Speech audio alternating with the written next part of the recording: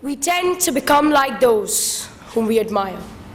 Good morning, respected judges, teachers, parents, and my dear friends. Today, I, Sanskriti Gautam from Manikji Cooper Education Trust School, I'm here to speak on the topic, my role model in society. Life. Life is our greatest teacher. Every day we see people dealing with the challenges of life in their own, but unique way. But every once in a while, we see people who stand out in this pursuit, who inspire us with their conviction, with just their selfless courage and compassion. They could be from any walk of life. They could be athletes, musicians, celebrities, movie stars, police officers, and even our own family members.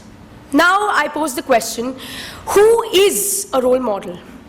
In my opinion, my role model is someone who positively influences me, helps me to shape my personality, and last but most importantly, acts as a guide, a mentor in my life.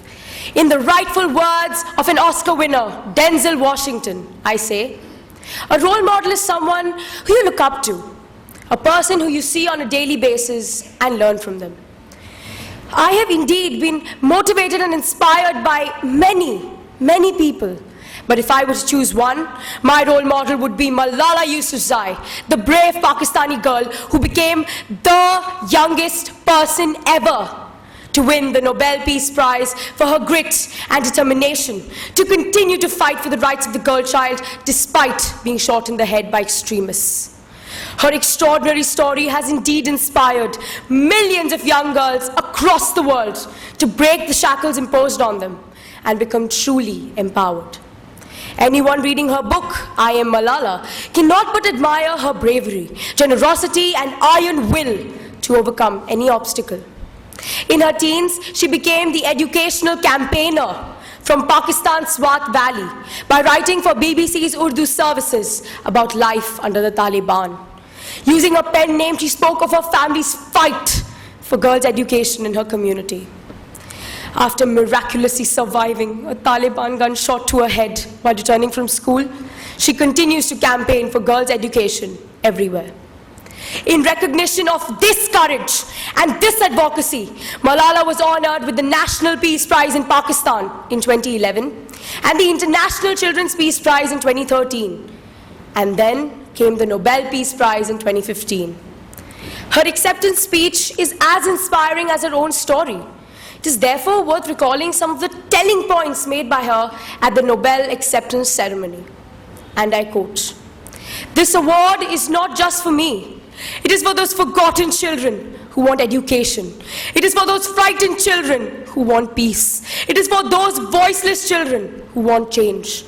I'm here today to stand up for their rights, to raise their voice. It is not time to pity them.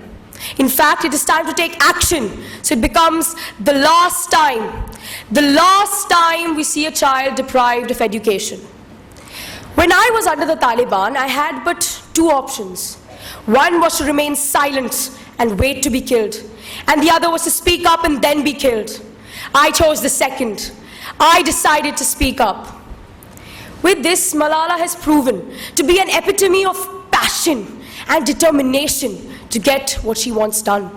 She firmly believes that every child, irrespective of its gender and status, should receive quality education.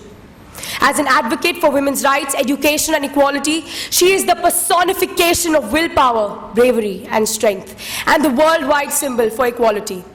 To me, she is just a driven young woman with big dreams in her eyes, to see every child getting quality education and peace in every corner of the world.